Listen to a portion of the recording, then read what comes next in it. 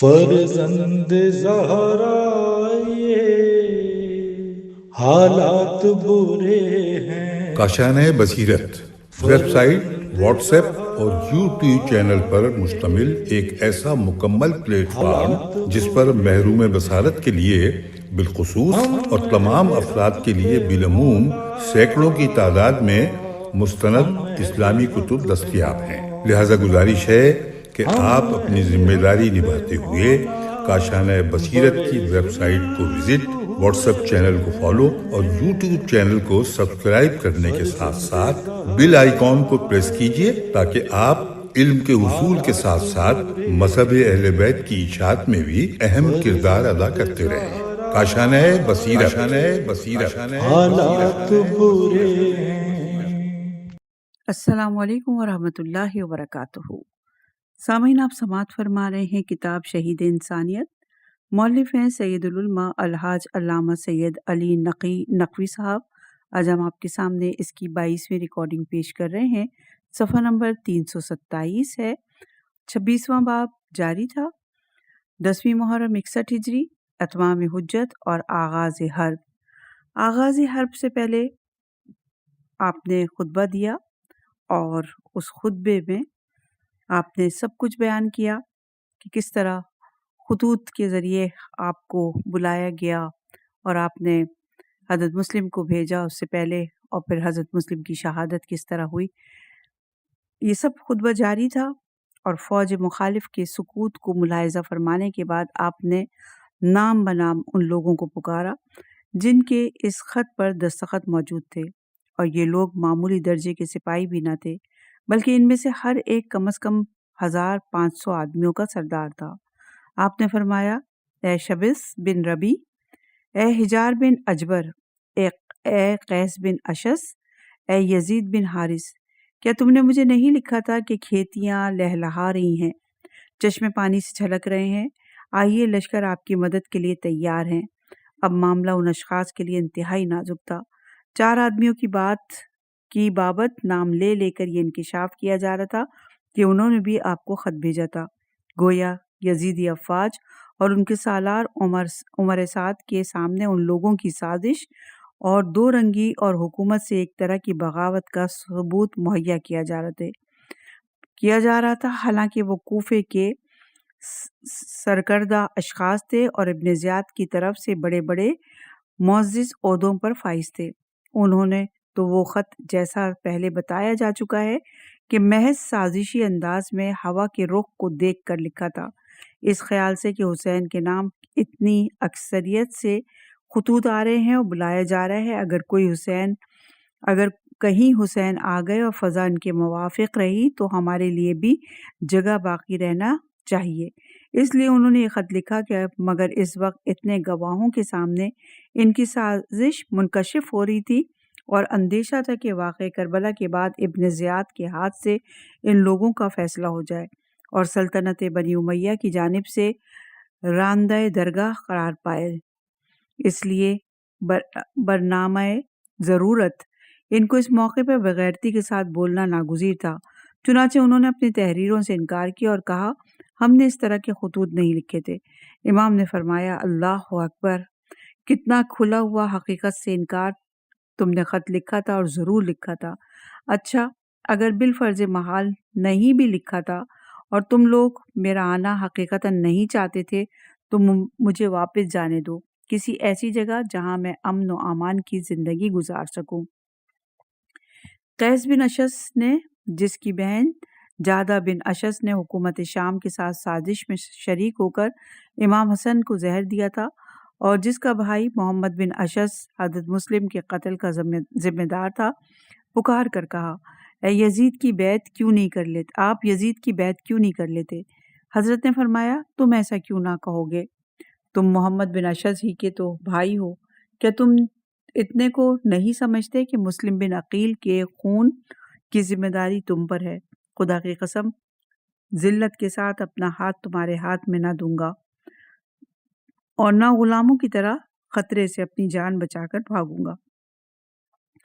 فوج مخالف کے متاثر ہونے کی پہلے ہی سے امید نہ تھی، اپنا فرض پورا کرنا تھا اور وہ پورا ہو گیا۔ حضرت نے ناقے کو بٹھا دیا، اتر پڑے اور عقبہ بن سامان کو حکم دیا کہ اسے باندھ دیں۔ چونکہ اصحاب حسین آپ کے مقصد سے واقفیت حاصل کر چکے تھے، اس لیے وہ بھی مسلک حسینی ہی کو پیش نظر رکھنے کی کوشش کرتے تھے، اور افواج یزید کی اکثریت عوام اہل کوفہ کی ممتاز افراد کی تقریروں کا ان پر کافی اثر ہو سکتا تھا۔ پھر ان میں بھی حبیب ابن مظاہر وغیرہ جو ہمیشہ سے شیعہ علی ہونے کی حیثیت سے مشہور تھے اور حضرت کو کوفے کی جانب دعوت دینے والوں میں سے تھے، ہوا خوان بنی امیہ کے لیے ان کی تقریر ایسی مؤثر نہ ہو سکتی تھی جیسی زہیر بن قین کی، جو کہ ابھی قریبی زمانے تک عثمانی گروہ میں شمار ہوتے تھے اور اب مکہ اور کربلا کے راستے ہی میں امام کے پاس آ کر شریک ہوئے تھے۔ اس لیے فوج مخالف کے سامنے سب سے زیادہ تقریریں انہوں نے کی ہیں، جن کا ظاہری حیثیت سے اس وقت کوئی نتیجہ مرتب ہوا ہو یا نہیں، لیکن یہی نتیجہ کیا کم ہے کہ افواج مخالف پر ہر ممکن ذریعے سے اتمام حجت ہو گیا۔ چنانچہ امام حسین علیہ السلام کے اس خطبے کے بعد زہیر بن قین گھوڑے پر سوار، سر سے پاؤں تک لوہے میں غرق، صف سے باہر نکلے، پکار کر کہا، کوفے والو، خدا کے عذاب سے ڈرو۔ ایک مسلمان کی گردن پر اس کے اسلامی بھائی کا یہ حق ہے کہ وہ اسے خیر خواہانہ نصیحت کرے، اور ہم آپس میں بھائی بھائی اس وقت تک ہیں اور ایک ہی ملت کے تابع کی حیثیت رکھتے ہیں جب تک ہمارے ساتھ تمہارے درمیان تلوار چلنے نہیں لگی ہے، یعنی جب تک باقاعدہ جنگ شروع نہیں ہو جاتی۔ ہم میں اور تم میں رشتہ اخوت قائم ہے اور تم ابھی ہماری طرف سے نصیحت کے مستحق ہو۔ بے شک جب تلوار چلنے لگے گی تو یہ رشتہ خود بخود ٹوٹ جائے گا اور ہم علیحدہ علیحدہ ملتوں کے تابع دار پائے جائیں گے۔ یقیناً اللہ نے ہماری اور تمہاری آزمائش کی ہے اپنے نبی محمد مصطفیٰ صلی اللہ علیہ وآلہ وسلم کی اولاد کے ذریعے سے، تاکہ وہ دیکھے کہ ہم ان کے ساتھ کیا کرتے ہیں اور تم کیا سلوک کرتے ہو۔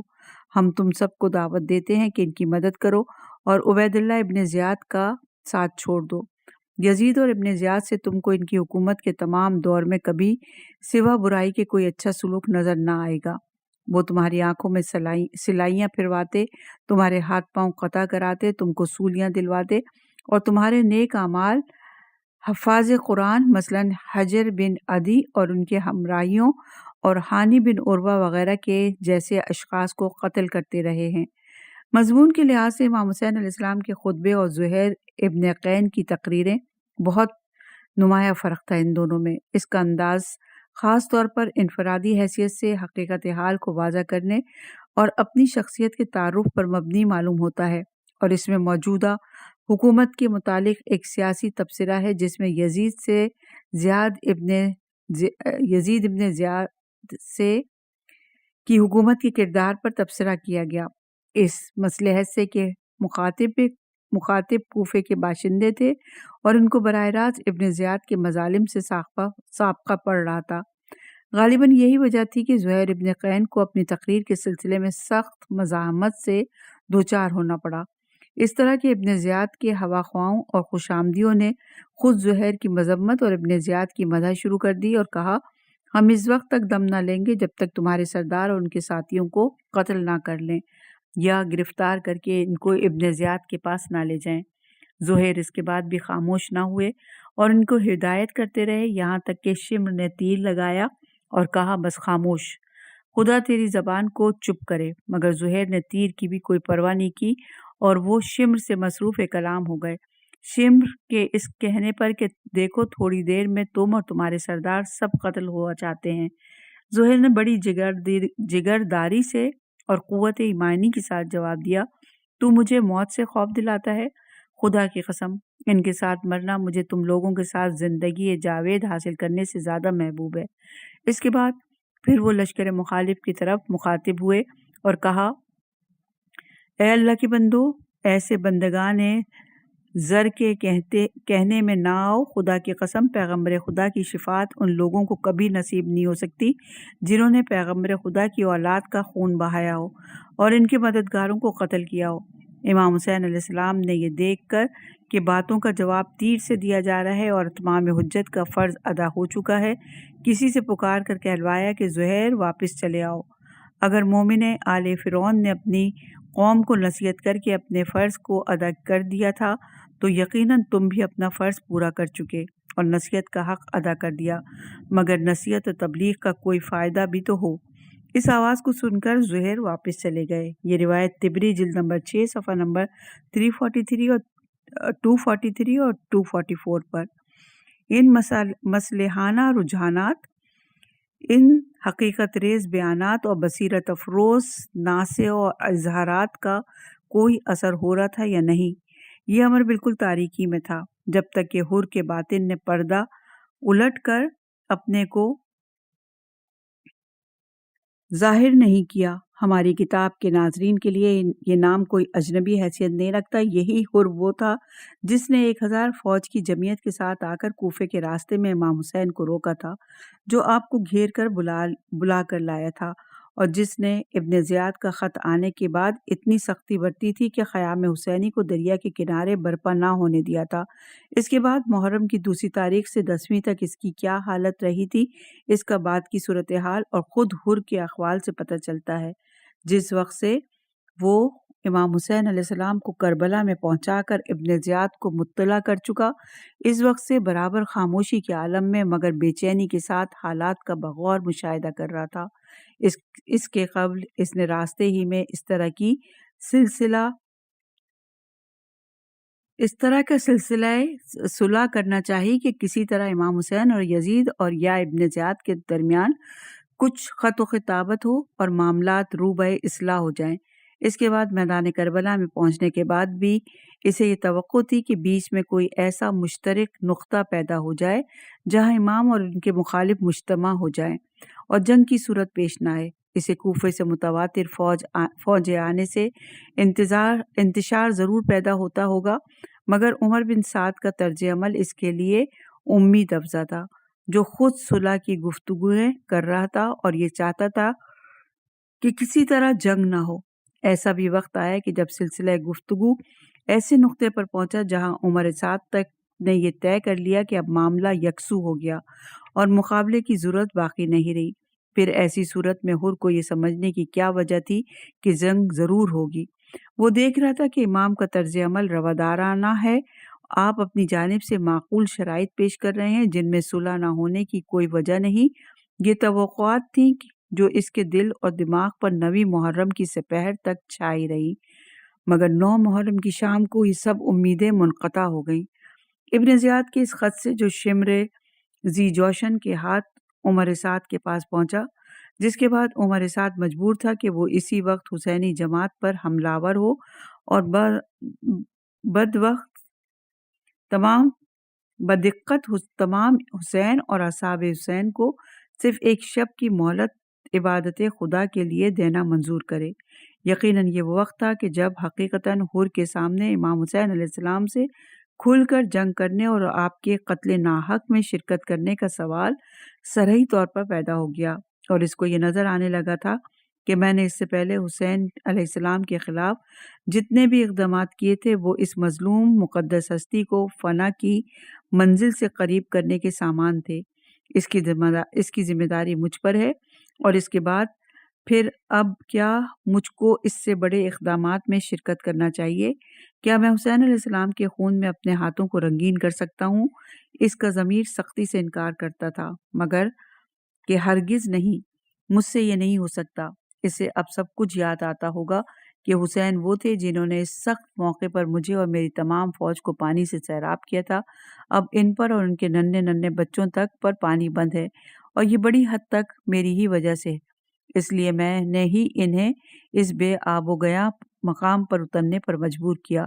یہ سوچ کر اس کے قلب میں خود اپنی ہستی سے انتقام لینے کا جذبہ پیدا ہوتا ہوگا، یا کم از کم اس کی کسی صورت سے تلافی کی صورتوں میں پر غور کرتے ہوئے یہ خیال آتا ہوگا کہ اگر میں حسین کے پاس جا کر اپنی اسی خطا کو معاف کرنے کی درخواست کروں تو کیا اتنا بڑا جرم دنیا میں معافی کے قابل بھی ہے؟ پھر اگر حسین نے میری خطا کو معاف نہ کیا تو میں کہاں کا رہا؟ نہ دنیا ملی نہ آخرت۔ پھر بھی اس کا ضمیر کہتا ہوگا کہ چل کر معافی مانگنا تو چاہیے، اپنا امکانی فرض تو بہرحال انجام دینا ضروری ہے۔ پھر میں جب اپنی جان ان کے قدموں پر ڈال دوں گا تو وہ کریم النفس ہیں، ضرور معاف کر دیں گے۔ قرائن کی بنا پر یقین کیا جا سکتا ہے کہ یہ خیالات تھے جو اس کے دماغ میں ایک تلاطم برپا کیے ہوئے تھے، اور وہ شب عاشور ہی تھی جس کی سیاہی کے لیے کہ بے پناہ سمندر میں اس کے خیالات کی کشتی تھپیڑے کھا رہی تھی۔ ہو مارتا ہوا جنگل اور رات کا سناٹا۔ صفحہ تاریخ بھی سنسان ہے۔ کون مورخ ہے جو اس مارکے کی داستان قلم بند کرے جو ہر کے دل و دماغ میں برپا تھا؟ بے شک سچا شاعر اکثر حقیقت کی ترجمانی کرتا ہے۔ میر انیس علیہ رحمہ اور ان کے خاندان کے دوسرے باکمال مرثیہ گویوں نے جس طرح اس رات کو ہر کی حالت کی خیالی تصویر کشی کی ہے، وہ یقیناً ایک ایسا بیان حال ہے جس کی روایت خاموش فطرت کے واسطے سے شاعر کے دل تک پہنچی ہے، اور وہ واقعات کے قرائن اس کی تصدیق کرتے ہیں۔ باہر طور رات کسی طرح گزری اور صبح ہوئی۔ ہر کو پھر بھی یہ دیکھنا ہے کہ اب کیا ہوتا ہے، کیا واقعی جنگ ہی ہوگی یا کوئی اور صورت رونما ہوگی۔ اس نے انتہائی صبر و ضبط کے ساتھ دیکھا کہ افواج کی ترتیب ہوئی۔ اسے یہ بھی معلوم ہوا کہ وہ ایک حصہ فوج کا افسر قرار دے دیا گیا ہے۔ اس نے امام کا بے نظیر مؤثر خطبہ سنا جس نے اس کے دل میں گھر کر لیا، مگر پھر اس نے انتظار کیا کہ اس کا اثر فوج مخالف پر کیا پڑتا ہے۔ اسی اثنا میں زہیر بن قین نے بڑھ کر تقریر کی اور ناصحانہ انداز میں اہل کوفہ کو مخاطب کیا۔ ان تمام باتوں کے بعد بھی اسے محسوس ہوا کہ افواج یزید کے ارادوں میں کوئی تبدیلی نہیں ہوئی ہے اور وہ جنگ پر آمادہ ہیں۔ پس اس کے بعد ہر کے صبر و ضبط کا پیمانہ چھلک گیا، اور وہ خیال جو اس کے دل میں پرورش پا رہا تھا اب رازداری کے حدود سے آگے بڑھ گیا، اور عمر سعد کے پاس آیا اور کہا، کیا تم ان سے واقعی جنگ کرو گے؟ اسی ایک سوال کے انداز میں وہ سب کیفیتیں مضمر تھیں جن میں ہر کے کئی روز سے دل ہی دل میں غلطاں و پیچاں تھا۔ اسے یہ یقین آنے کی قابل بات ہی نہیں معلوم ہوتی تھی کہ فرزند رسول سے جنگ عملی شکل میں اختیار کرے گی۔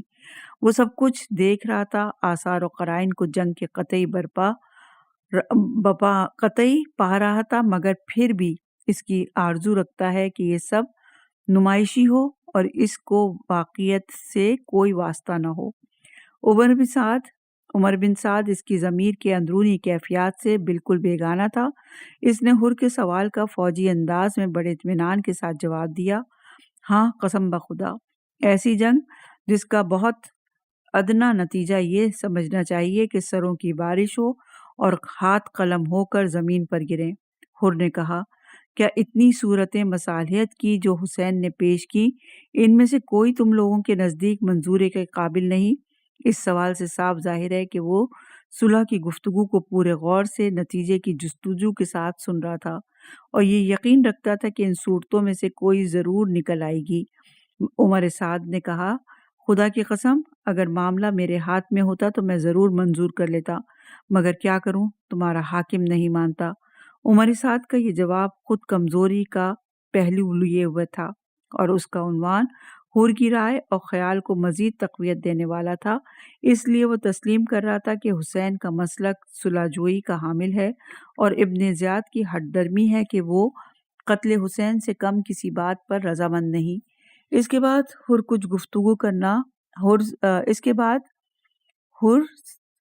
نے کچھ گفتگو کرنا بیکار سمجھا، اور اب یہ وقت آ گیا تھا کہ وہ اپنے اس فیصلے کو جو بہت مشکل سے اس کے دل و دماغ کے انتہائی کشمکش کے نتیجے میں طے پا سکا تھا، عملی لباس پہنائے۔ ہر کو یہ اندیشہ قطعی تھا کہ اگر فوج سے نکلنے کے پہلے یہ ظاہر ہو گیا کہ میری نیت کچھ اور ہے تو مجھے فوراً گرفتار کر لیا جائے گا اور میں اپنے مقصد میں کامیاب نہ ہو سکوں گا۔ اس لیے ظاہر ہے کہ وہ اس وقت بہت احتیاط سے کام لے رہا ہوگا۔ اس کے قبیلے کا ایک شخص قرہ بن قیس اس وقت اس کے نزدیک تھا۔ غالباً یہی وہ شخص ہے جو عمر سعد کا پیغام لے کر امام کی خدمت میں گیا تھا، اور حبیب ابن مظاہر کی نصیحت کرنے پر اس نے کہا تھا، میں جو پیغام لایا ہوں جا کر اس کا جواب دے دوں، پھر غور کروں گا خود مجھے کس کا ساتھ دینا چاہیے۔ ہر کو اس کا اپنے پاس رہنا ناگوار ہو رہا تھا، اور وہ چاہتا تھا کہ یہ کسی طرح میرے پاس سے ہٹ جائے، مگر کچھ بنتا نہ نظر آ رہا تھا۔ آخر اس نے پوچھا قرا تم نے آج اپنے گھوڑے کو پانی نہیں پلایا؟ اس نے کہا نہیں ابھی نہیں۔ کہا پھر پلاؤ گے نہیں؟ انسان کا چہرہ، اس کی بات چیت، اس کے چہرے کا رنگ، سبھی اس کے خلاف جاسوسی کرتے ہیں۔ حر لاکھ چھپائے مگر دل کا اضطراب چھپنے کی چیز نہیں۔ قرا کچھ نہ سمجھا ہو اتنا تو سمجھ لیا کہ یہ مجھے اپنے پاس سے ٹالنا چاہتا ہے۔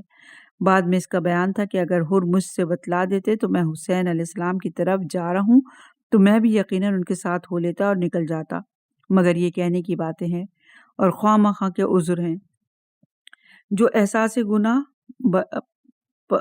پر وقت نکلنے کے بعد پیش کیے جاتے ہیں۔ اگر ایسی اخلاقی جرأت اس میں موجود ہوتی تو حر کے بے کہے چلے جانے پر بھی قرا کے سال کے لیے راستہ نہیں بند ہو گیا تھا۔ وہ جانا چاہتا تھا تو چلا جاتا۔ بہرحال یہ محسوس ہوتے ہوئے کہ حر کو میرے اپنے پاس رہنا گوارا نہیں، اس نے اس کے پاس سے ہٹ جانا ہی مناسب سمجھا۔ حر نے اپنے خیال کے مطابق اس کو ہٹا کر ایک رکاوٹ کو اپنے راستے سے دور کر دیا اور آہستہ آہستہ گھوڑا اپنی جماعت حسینی کی طرف بڑھانا شروع کیا۔ نفسیاتی حیثیت سے قیاس کیا جا سکتا ہے کہ اس وقت اس کا دل دھڑک رہا ہوگا، اس کے سینے میں طوفان برپا ہوگا اور یقیناً وہ محسوس کر رہا ہوگا کہ اب میں کہیں اور ہوں۔ اس پر اس وقت ایک خود فراموشی اور مدہوشی کا عالم طاری تھا۔ اس وقت کسی کا ٹوک دینا معاذ اللہ۔ مہاجرین اوس اس کے قبیلے کا ایک شخص کہنے لگا، کیوں حر، کیا ارادہ ہے؟ کیا حملہ کرنا چاہتے ہو؟ حر اس کا کیا جواب دیتا؟ اس نے پھر بھی سکوت کر کے پردہ داری کوشش کی، کچھ جواب نہیں دیا، مگر جسم میں لرزہ سا پیدا ہو گیا۔ مہاجر نے کہا، حر تمہاری یہ کیا حالت ہے؟ میں نے تمہاری یہ کیفیت کبھی نہیں دیکھی۔ مجھ سے پوچھا جاتا کہ کوفے میں سب سے زیادہ بہادر کون ہے تو میں تمہارے سوا کسی کا نام نہ لیتا، مگر اس وقت میں تمہاری عجیب حالت دیکھ رہا ہوں، آخر اس کا سبب کیا ہے؟ یہ سن کر حر نے مزید رازداری کی کوشش کو بے سوز سمجھا۔ کہا، تیرے سامنے اس وقت بہشت اور دوزخ کا سوال ہے۔ میں تو بہشت پر کسی چیز کو مقدم نہ سمجھوں گا، چاہے میرے ٹکڑے ٹکڑے کر دیے جائیں اور مجھے آگ میں جلا دیا جائے۔ یہ کہتے کہتے اس نے گھوڑے کو چابک لگایا اور اصحاب حسین کی طرف پہنچ گیا۔ اس موقع پر شاید حر کو اندیشہ ہوا کہ اس کے اس طرح بے تحاشا گھوڑا اڑاتے ہوئے آنے سے کہیں انصار امام کو پریشانی پیدا نہ ہو اور اس کی مزاحمت نہ کی جائے، اس لیے اس نے ان کے قریب پہنچتے ہی اپنے سپر کو پلٹ کر ہاتھ میں لے لیا۔ یہ طرز عمل عرب کے دستور کے مطابق تھا، اس لیے جب کسی کو حملہ کرنا مقصود ہوتا تو اس کے ایک ہاتھ میں کھینچی ہوئی تلوار اور دوسرے ہاتھ میں حفاظت کے لیے سپر ہوتی تھی، لیکن اگر کوئی تلوار نیام میں رکھے اور پلٹی ہوئی سپر کو ہاتھ میں لیے ہوئے آتا دکھائی دے تو یہ سمجھ جاتا تھے کہ وہ امان کا طالب ہے یا کچھ پیغام لے کر آیا ہے۔ حر نے اس طرح اصحاب حسین پر واضح کر دیا کہ وہ جنگ کا ارادہ نہیں رکھتا، چنانچہ بلا روک ٹوک اور وہ سیدھا امام کے سامنے آیا اور کہنے لگا، فرزند رسول، میری جان آپ پر فدا، میں وہی گناہ گار ہوں جس نے آپ کو واپس جانے سے روکا، راستے میں آپ کے ساتھ ساتھ رہا اور آپ کو اس جگہ ٹھہرنے پر مجبور کیا۔ قسم ہے اس خدا کی جس کے سوا کوئی معبود برحق نہیں، مجھ پر گمان ہرگز نہیں تھا کہ یہ لوگ آپ کے تمام شرائط کو جو آپ پیش کریں گے مسترد کر دیں گے اور نوبت یہاں تک پہنچے گی۔ میں نے اپنے دل میں خیال کیا تھا کہ کیا حرج ہے میں کسی حد تک ان لوگوں کا ساتھ دوں اور معلوم نہ ہو کہ میں ان کی اطاعت سے باہر ہوں، پھر یہ لوگ ان شرائط کو تو قبول کر ہی لیں گے جو امام ان کے سامنے پیش کریں گے۔ باخدا اگر مجھے یہ علم ہوتا کہ یہ لوگ ان شرائط کو آپ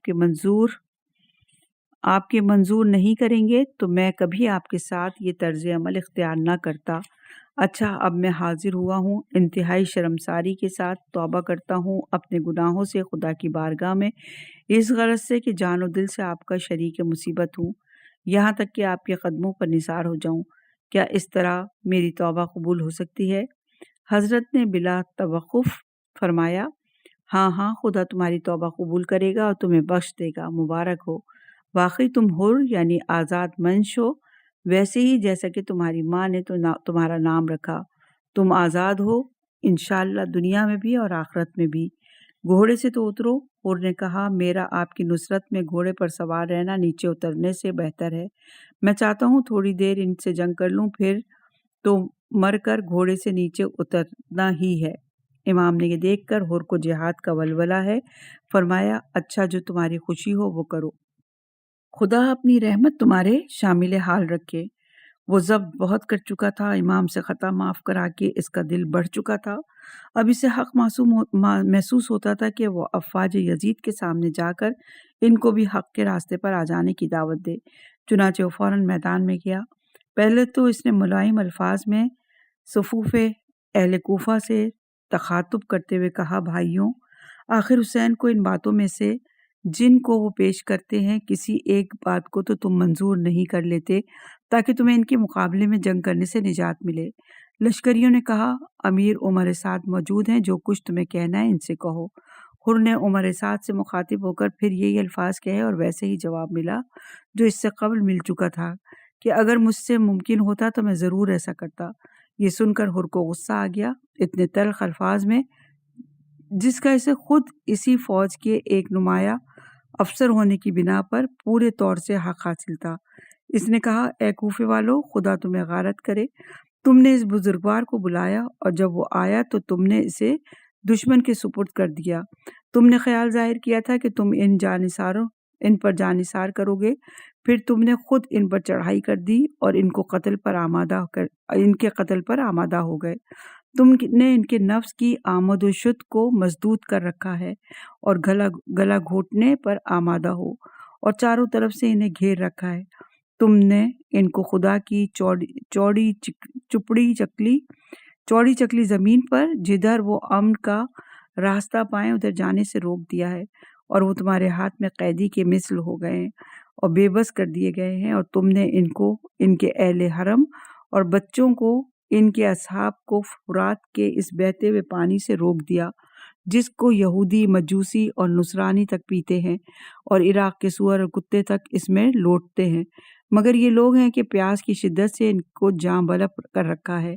حقیقتاً کیا برا ہو وہ سلوک جو تم نے محمد مصطفیٰ صلی اللہ علیہ وآلہ وسلم کے بعد ان کی اولاد کے ساتھ جائز رکھا ہے۔ تم کو خدا اس شدت والی پیاس کے دن سیراب نہ کرے اگر تم آج ابھی اسی دم توبہ نہ کر لو اور اپنے طرز عمل سے پشیمان ہو کر باز نہ ہو جاؤ۔ حر کی تقریر دشمن کے مفاد کے خلاف بہت خطرناک ثابت ہو سکتی تھی، اس لیے تیر اندازوں کو حکم دیا گیا اور انہوں نے کچھ تیر چلائے۔ یہ دیکھ کر حر نے تقریر موقوف کر دی اور چونکہ جنگ باقاعدہ شروع نہ ہوئی تھی اور وہ واپس آ کر امام کے سامنے کھڑے ہو گئے۔ جیسا کہ شب عاشور کی مہلت پر بحث کے سلسلے میں کہا جا چکا ہے کہ یہ امام حسین علیہ السلام کی ایک بہت بڑی فتح تھی جو عین موقع جنگ پر خود آپ کی آنکھوں کے سامنے اور آپ کے دشمنوں کی نگاہوں کے سامنے ظاہر ہو گئی، کیونکہ ہر شخص اندازہ کر سکتا ہے کہ جس قدر ہمت بڑھانے اور دلوں کو اپنی جانب جذب کرنے کے مادی اسباب ہو سکتے ہیں سب فوج یزید کی طرف تھے۔ کثرت تعداد، طاقت و قوت، یقینی کامیابی، آسائش و راحت، آب و غذا کا اطمینان، پھر جائزہ اور انعام، اور بارگاہ حکومت میں تقرب کے توقعات، اس کے برخلاف جتنے ہمت شکن اور جی چھڑانے والے اسباب ہو سکتے ہیں وہ سب امام حسین علیہ السلام میں مجتمع تھے۔ قلت تعداد، بے کسی اور بے بسی، یقین بربادی اور 3 دن کی بھوک و پیاس اور حکومت کا عذاب، جس کا نتیجہ اپنے ہی لیے نہیں بلکہ اپنے بعد اپنے پسماندگان اور اولاد کے لیے بھی خدا پسماندگان اور اولاد کے لیے بھی ہمت شکن اور طاقت ربا ہونے کے لیے کافی ہے۔ ان سب کے باوجود تاریخ یہ بتانے سے عاجز ہے کہ ان میں سے کوئی ایک معمولی سپاہی بلکہ بچہ بھی الگ ہو کر فوج مخالف سے جا کر ملا ہو، نہ حسین کی زندگی میں اور نہ حسین کے بعد۔ اس کے برخلاف فوج مخالف کا کوئی معمولی شخص نہیں بلکہ ایک انسان، ایک نمایاں افسر جنگ شروع ہونے سے قبل ہی ادھر سے ٹوٹ کر ادھر آ گیا، اور یہ وہ غیر معمولی فتح تھی جس نے فوج مخالف کو دنگ کر دیا، اور شاید فوج کا رنگ بے رنگ پا کر ہی سالار فوج نے مزید تاخیر کو खतरनाक पाया। अब धूप काफी बढ़ चुकी थी और दिन का अच्छा खासा हिस्सा गुजर चुका था। उमर साद ने लश्कर को आगे बढ़ा दिया और अपने गुलाम वरीद को, जो अलमदार लश्कर था, आवाज दी कि झंडा अपना मेरे करीब लाओ। वरीद रीते जंग लिए इसके पास आकर खड़ा हो गया। उमर साद ने तीर अपना चिल्लाए कमान में जोड़कर फौज हुसैनी की तरफ किया और लश्कर यजीद को मुखातिब करते हुए कहा कि गवाह रहना, सबसे पहला तीर मैंने लगाया। सिपह सालार ने लश्कर इन अल्फाज को अपनी ज़बान पर जारी करते हुए तीर बरसा रहा था और लश्करियों में जोश व खरोश पैदा ना हो ये नामुमकिन है। यकीनन हजारों कमाने कड़की और हजारों चिल्ले खिंचे और हजारों तीर रवाना हुए। नहीं समझा जा सकता कि इमाम हुसैन अलैहिस्सलाम के साथ वाली कलील जमात इस अचानक हमले का मुकाबला करने के लिए किसी तरीके पर तैयार हो सकती थी, मगर इन्हें तैयारी की ज़रूरत ही क्या थी। जिनके तने हुए सीने तीरों के इस्तकबाल के लिए मौजूद और इनके दिल और जिगर शौक़ शहादत में नाकों को हाथों हाथ लेने पर आमादा थे। यजीदी लश्कर को अंदाज़ा था कि खूब अंदाज़ा करके अगर हुसैनी जमात से वो कितनी ही मुख्तसर क्यों ना सही दस्त बदस्त मुकाबला किया गया तो करबला की जंग सिर्फ आशूर के दिन ख़त्म नहीं हो सकेगी, और वो इसको भी अच्छी तरह समझते थे। चुनाचे जंग का तूल खींचना इनके लिए इंतहाई अंदेशे का बाइस है। इसलिए इमाम की मक्का से रवानगी की इत्तला बसरा में हो चुकी है और वहाँ से मदद पहुँचने की तवक्को है। कूफे के बहुत से अफराद जो अभी तक नहीं पहुँच सके थे यकीनन मौके के मुंतज़िर और नुसरत हुसैन अलैहिस्सलाम के लिए बेचैन होंगे। नीज़ ये भी कि ईरान कुछ दूर नहीं और वहाँ के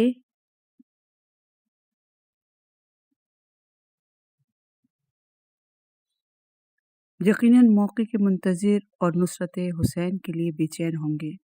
नीज़ ये भी कि ईरान कुछ दूर नहीं है और वहाँ के भी कुछ अफराद का इमाम हुसैन अलैहिस्सलाम के साथ अक़ीदत रखना यकीनी है, खुसूसन जबकि इनके साथ अली इब्न हुसैन भी मौजूद हैं, जो ननिहाली रिश्तेदार से मुमलिकत ईरान के शहज़ादे की हैसियत रखते हैं। लिहाजा बहुत इम्कान है कि कौमी तासुब ही ईरानियों को हुसैन की हिमायत पर आमादा कर दे। ये भी ख्याल हो सकता है कि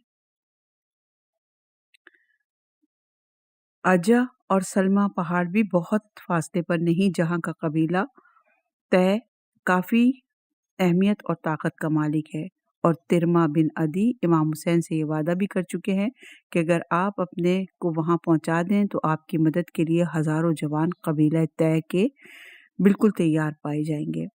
फिर खुद तिरमा सहराए करबला के करीब हजरत से ये कहकर रुखसत हुए कि मेरा कुछ गल्ला है, इसे घर पर रखा हूँ तो आता हूँ। मुमकिन है वो आएँ तो अपने साथ कुछ जवानाने तय को साथ लेते आएँ। बहरहाल असबाब कुछ भी हों, मगर बज़ाहिर फ़ौज यजीद को बहुत जल्दी थी और वो चाहती थी कि ये मुहिम जल्दी सर हो जाए, मगर तीरों की इस इब्तिदाई बारिश से जमात हुसैनी को कोई ख़ास नुकसान नहीं पहुंचा। बेशक वो अमली तौर पर एक जंग का इक़दाम था जिसकी इब्तिदा फ़ौज दुश्मन की तरफ से हो गई थी और ये आखिरी हुज्जत थी जिसके तमाम होने के इमाम मुंतज़िर थे। चुनाचे बग़ैर किसी हिरास और परेशानी के इमाम मुतवज्जे हुए और अपने असहाब की तरफ फरमाया, खड़े हो जाओ मौत के इस्तकबाल के लिए जो बहरहाल ज़रूरी है। खुदा अपनी रहमत तुम्हारे शामिल हाल रखे। ये तीर नहीं बल्कि दुश्मन के कासिद हैं जो तुम्हारी तरफ रवाना किए गए हैं। असहाब हुसैन जो हैरत अंगेज़ ज़ब्त और तंजीम के साथ तीरों की इस बारिश के बाद भी अपनी जगह बरकरार थे और किसी किस्म का इंतशार इनमें पैदा नहीं हुआ था। इमाम की जानिब से इन अल्फाज में कि इज़्न जिहाद पाते ही फ़ौरन मुस्तैद हो गए और उन्होंने तीरों का जवाब तीरों से दिया, जिसके मायने सिर्फ मुकाबले के लिए अपनी आमादगी का इजहार था। ورنہ ظاہر ہے کہ ہزاروں تیروں کے مقابلے میں 100-200 تیروں کے ادھر سے بھی چلے جانے سے افواج مخالف کو کوئی خاص نقصان نہیں پہنچ سکتا تھا۔ ان کی یہ تیروں کی سخت بارش ان مٹھی بھر انسانوں کو مروب نہیں کر سکی اور انہیں بہرحال ان سے جان توڑ مقابلہ کرنا پڑے گا، جن میں ہتھیاروں سے زیادہ دل کی طاقت کی ضرورت ہے، اور ضمیر کے تزلزل سے یہی پہلو فوج یزیدی کا انتہائی کمزور ثابت ہو رہا تھا۔ 26واں باب اپنے اختتام کو پہنچا، جس کا عنوان تھا 10ویں محرم 61 ہجری، اتمام حجت اور آغاز حرب۔ حرب کا آغاز ہو گیا۔ انشاءاللہ کہ اگلی ریکارڈنگ میں نئے عنوان اور نئے باب کے ساتھ حاضر خدمت ہوں گے۔